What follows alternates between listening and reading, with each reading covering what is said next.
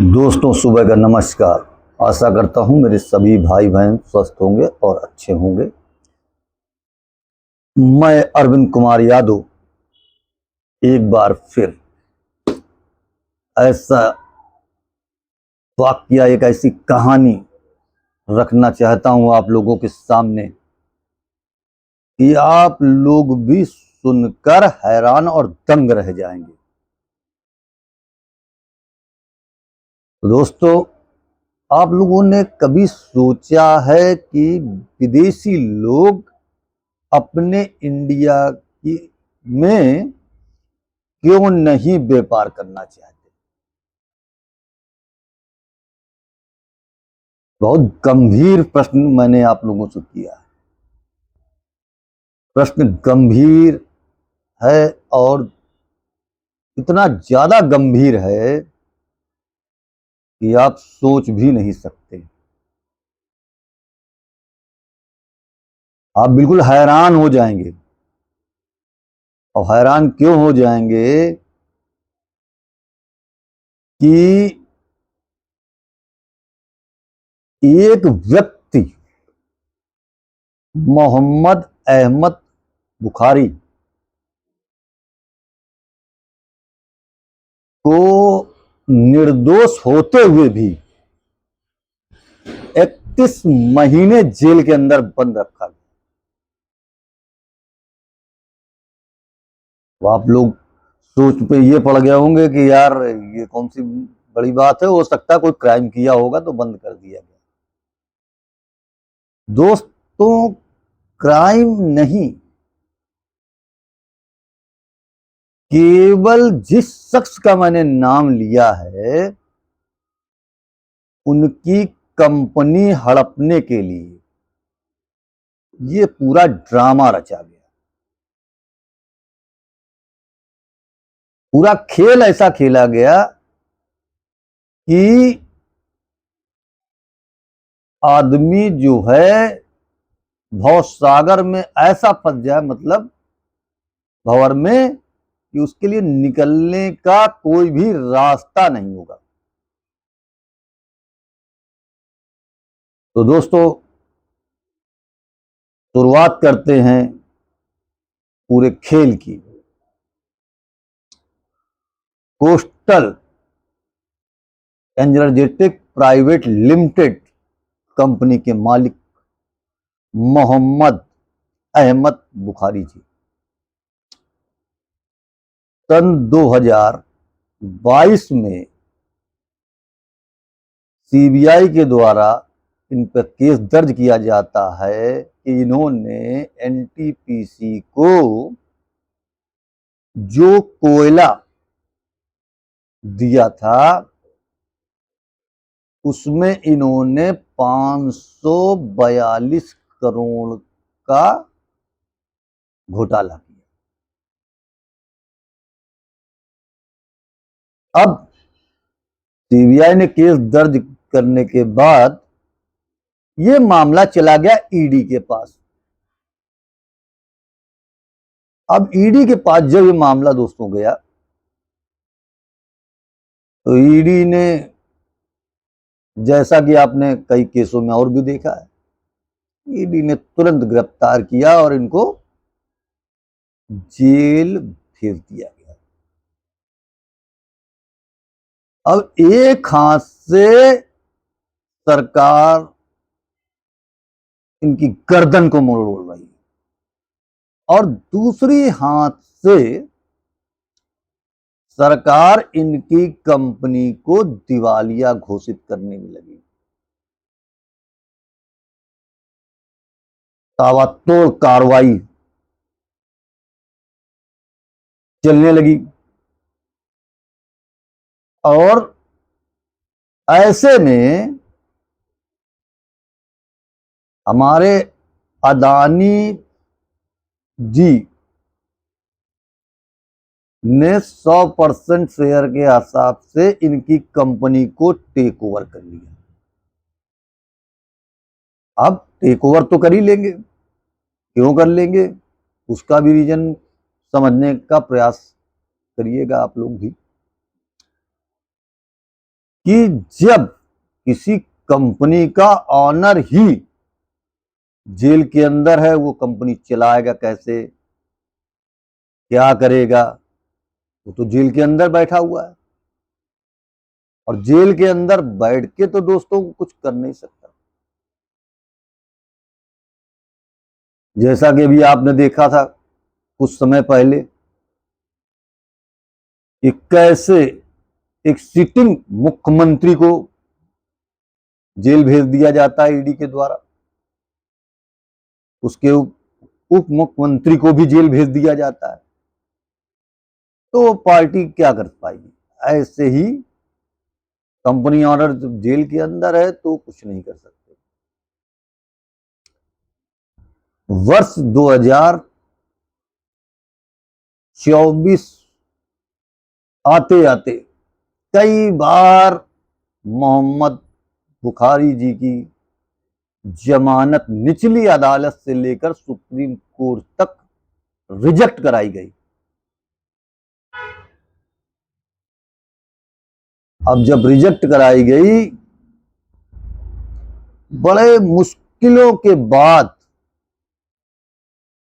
2024 में इनको जमानत मिली।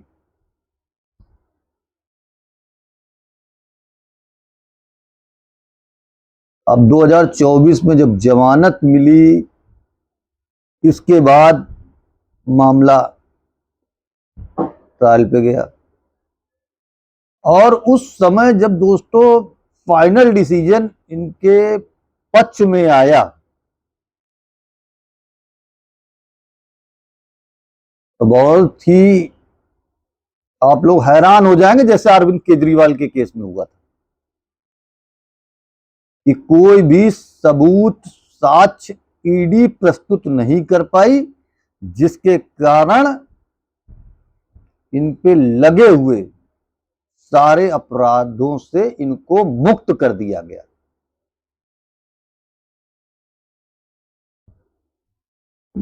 तो सारे अपराधों से मुक्त कर दिया गया। अब इस समय बुखारी जी प्रयास कर रहे हैं अपनी कंपनी को फिर से लेने के लिए, इसके लिए भी उन्होंने याचिका दाखिल की है। तो दोस्तों मैं कभी कदार बड़ा सस्पेंस में चला जाता हूं कि यार ये हमारे देश में चल क्या रहा है। ईडी सीबीआई का दुरुपयोग केवल एक व्यक्ति को फायदा दिलाने के लिए किया जा रहा है। एक विदेशी नागरिक जो हांगकांग में पैदा होता है, कुछ दिन अमेरिका में भी रहता है, और उसके पास सिंगापुर की सिटीजनशिप, उन्होंने एक थर्मो पावर प्लांट अपने इंडिया में लगाया, और उसको टेक ओवर करने के लिए केवल इतना बड़ा खेल खेला गया।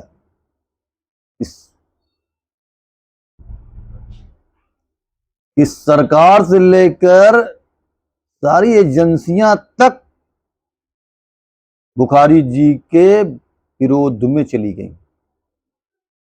और दोस्तों कोई व्यक्ति जब 31 महीने जेल में रहेगा तो उसकी कहानी को देखते हुए कौन सा विदेशी कंपनी अपने इंडिया में आके व्यापार करना चाहेगी? ये दोस्तों प्रश्न है, आपसे भी है, सरकार से भी है।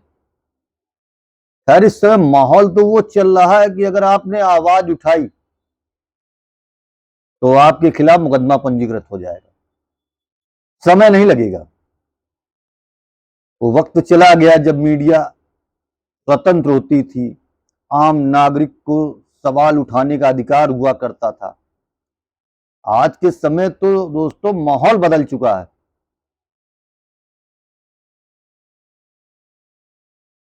और जो मैं ये आप लोगों को जानकारी दे रहा हूं, आप लोग किसी न्यूज़पेपर में, किसी न्यूज़ चैनल में ये जानकारी नहीं मिलेगी।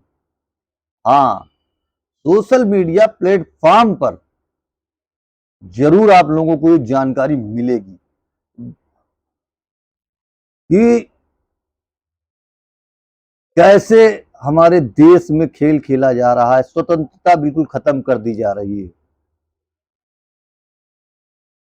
सोचने वाली बात है दोस्तों कि हमारा देश किस ओर आगे बढ़ रहा है। और आप लोग जानते हैं मैं कोई राजनीति मुद्दे नहीं लेके आता हूं। मैंने पहले भी कहा है, कौन सरकार में बैठेगा, क्या करेगा, इससे मुझको कोई लेना देना नहीं। मगर जहां पर ऐसे कोई मुद्दे आएंगे जो आपसे जुड़े हों, हम लोगों से जुड़े हुए हों, या हमारी लड़ाई हो इंसाफ के लिए, तो मैं आवाज उठाऊंगा, आप लोगों तक जानकारी लेके आऊंगा। यही मेरा उद्देश्य रहता है, यही मेरा ध्येय रहता है। तो आज के डेट में कितना हमारे देश का माहौल बदल चुका है। अब आप लोगों को दोस्तों क्या लगता है, कोस्टल एनर्जेटिक पावर कंपनी जिसको टेक ओवर करने के लिए इतना बड़ा षड्यंत्र रचा गया, ये तो मैं यही कह सकता हूं, षड्यंत्र ही रचा गया। क्योंकि जिस बंदे पे 542 करोड़ का आरोप ईडी ने लगाया और वो आरोप सिद्ध नहीं कर पाई ईडी, तो इससे आप लोगों को क्या लगता है, क्या हमारे देश में कोई अन्य विदेशी कंपनी निवेश करेगी? नहीं निवेश करेगी। अरे वो तो ये कहेंगे, अरे यार इंडिया में बिजनेस करने का मतलब हम कंपनी डालें, पता चला कि जो है उस पर ईडी सीबीआई की रेड पड़ेगी और कहा हो सकता है कि हमको 3 से 4 साल जेल जाना पड़ जाए।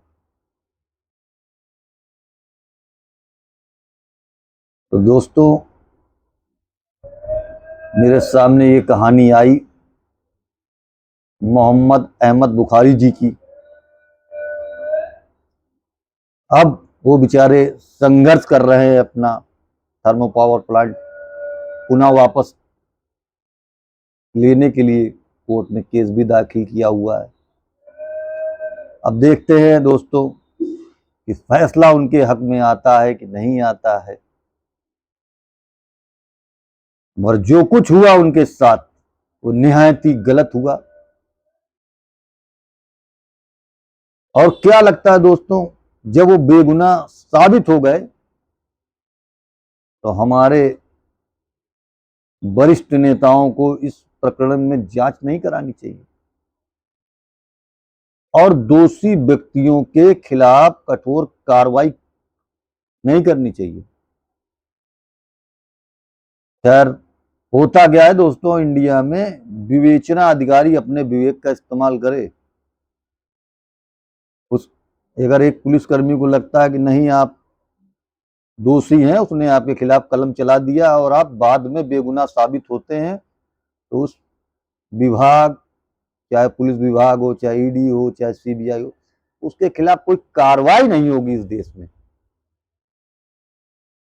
तो विवेचना अधिकारी दोस्तों विवेक का इस्तेमाल करता रहेगा, फैसला आप लोगों के हाथ में है। मैं क्यों कहता हूं बार बार, कोई युद्ध नहीं लड़ने के लिए बोलता हूं, मैं इस वजह से कहता हूं कि आप लोग भी लड़ रहे हैं, सावधान रहें। ऐसा ना हो कोई आवाज आप उठाएं और आपके खिलाफ एक मुकदमा पंजीकृत कर दिया जाए और आपको पता ही ना चले कि आपके खिलाफ कोई मुकदमा भी चल रहा है, बाद में विकराल रूप करके। शायद आज तभी कुछ पत्रकार भी अपनी आवाज उठाने से डरते हैं। तो दोस्तों मैं भारत का एक आम नागरिक हूं, मुझसे जितना बन सकता है उतना मैं प्रयास करता हूँ आवाज़ उठाने के लिए आप लोगों के लिए। बाद बाकी ईश्वर जाने, आप लोग भी समझदार हैं। ऐसा ना हो मुफ्त की रेवड़ियां खाने के लिए आप अपने बच्चों का भविष्य अंधकार में डाल दें। जय हिंद, जय भारत।